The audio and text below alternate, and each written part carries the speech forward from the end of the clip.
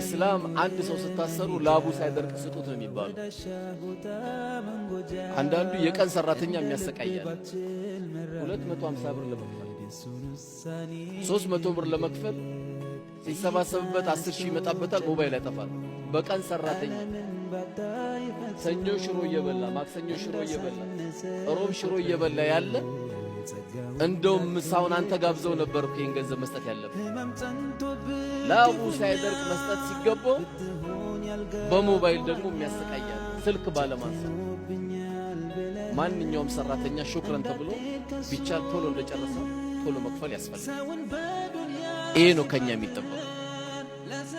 ሌላው ማህበረሰባችን ላይ ካሉ ትልቁ ችግር ደግሞ ምንድነው? አንዳንዱ ስለ ስራ ስታነሳበት ባከኔ ስራ ብዙ እንዳልሰራ ያደረገኝ እንደው ሲር ተደርጎብኛል። ማን ያረጋብህ? ማን አይቶ አንተ ሲር ያረጋብህ?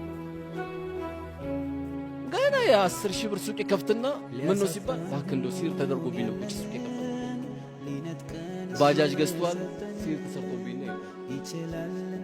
ማን ነገር ይሄንን የሆኑ ቤቶች ሲገባ ደግሞ በሚያሳዝን መልኩ ቁርአን ሲቀራባት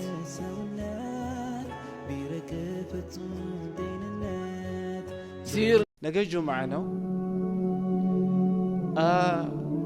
ነቢ ዓለይሂ ሰላቱ ወሰላም የጁምዓን ሱብሕ ሰላት ከሌላ የሱብያን ሌላት ቀናት እንደሚበልጥ በሐዲሳቸው ማለት ነው ነግረውናል። ቢያንስ እኽዋኒ የሌላው ቀን የሱብሕ ሰላት ባይገራልንና ቢከብደን እንኳን የነገው የጁምዓ ሱብሕ ሰላት ሊያመልጠን አይገባም። በጀማዓ ካሁኑ ነይቱ የነየታችሁ እንደሆነ አላህ ሱብሓነሁ ወተዓላ የነየታችሁትን ይሰጣችሁ።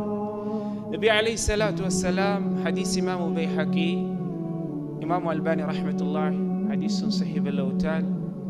ነቢ ዓለይሂ ሰላቱ ወሰላም ምን አሉ? አፍደሉ ሰለዋት ዐንደላሂ ያኒ ሰላቱል ጁምዓቲ አፍደሉ ሰለዋት ዐንደላህ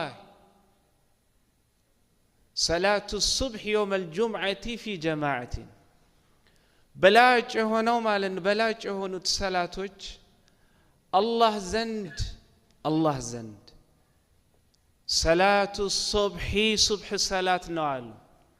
የውመል ጁምዓቲ በጁምዓ ቀን የሚሰገደው ሰላቱ ሱብሕ ነው አሉ። ነገር ግን በቤት አላሉ ነቢ ዓለይሂ ሰላቱ ወሰላም ፊ ጀማዓቲን በጀማዓ